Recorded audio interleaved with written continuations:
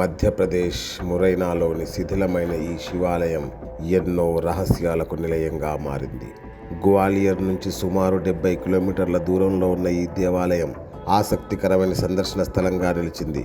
కేవలం రాళ్లను ఒకదానిపై ఒకటి పేర్చి నిర్మించిన ఈ కట్టడం చూడడానికి ఎంతో కళాత్మకంగా కనిపిస్తుంది. ఏ నిర్మాణమైనా దృఢంగా ఉండాలంటే సిమెంట్ లేదా సున్నం అవసరం. కానీ ఈ గుడి నిర్మాణంలో ఎలాంటి బైండింగ్ మెటీరియల్ వాడకుండా పెద్ద రాళ్ళు చిన్న రాళ్లను నిలువుగా పేర్చి గోపురాన్ని మలచడం ఓ అద్భుతమనే చెప్పుకోవాలి.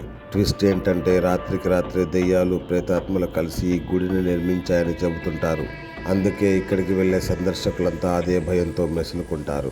దీన్ని 9వ శతాబ్దం నుంచి 11వ శతాబ్దం మధ్య నిర్మించారనేది పురావస్తు పరిశోధకుల అంచనా.